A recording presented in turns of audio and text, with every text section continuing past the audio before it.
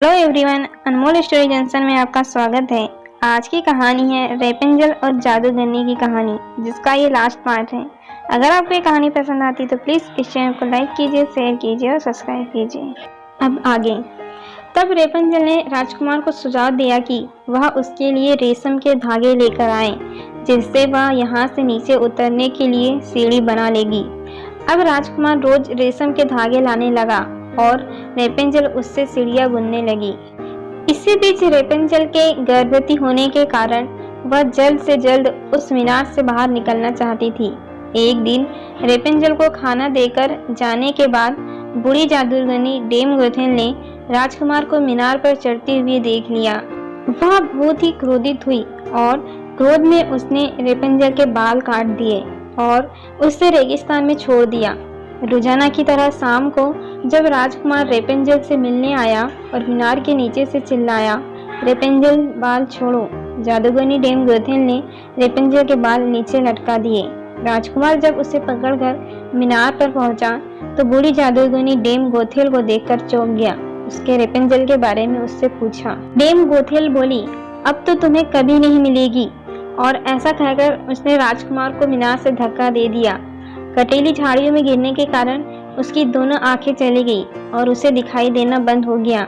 वह इधर उधर भटकने लगा। ऐसे ही कई साल बीत गए। एक दिन भटकते भटकते वह उसी रेगिस्तान में पहुंच गया जहां बूढ़ी जादूगरनी ने रेपेंजल को छोड़ा था। उसे वहां रेपेंजल के गाने आवाज सुनाई पड़ी। वह उस आवाज को पहचान गया था। वह आवाज की दिशा में चिल्लाते हुए दौड़ने लगा, रेपेंजल रेपेंजल। रेपेंजल ने भी राजकुमार को देख लिया और पहचान लिया।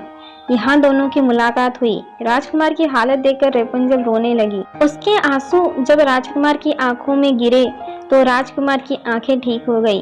राजकुमार को पता चल गया कि वो अब पिता बन गया है और उसके एक बेटी और एक बेटा है। राजकुमार से मिलने के बाद उनका परिवार एक हो गया था। वे दोनों राजकुमार के महल आ गए। वहां उसने देखा कि राजा अब अपनी बीमारी से पूरी तरह से ठीक हो चुके हैं। अपने पिता को पूरी तरह से ठीक देखकर राजकुमार को बहुत ही खुशी मिली। तब राजा ने राजकुमार को बताया कि किसी व्यक्ति ने उन्हें रेपेंजल के पत्ते के बारे में बताया था, जिसको खाकर वह स्वस्थ हुए हैं, और यह भी बताया कि उसकी नवजात बेटी को कोई जादूगरनी अपने साथ ले गई थी। राजकुमार और रेपेंजल उस आदमी के घर पहुंचे तो रेपेंजल की मां ने अपनी बेटी को पहचान लिया और बहुत खुश हुई। अब से सभी लोग बड़े प्यार से रहने लगे। रेपेंजल अब अपने राजकुमार की राजकुमारी बन गई थी। सभी और खुशियों का माहौल था। तो दोस्तों, यह थी रेपेंजल की कहानी।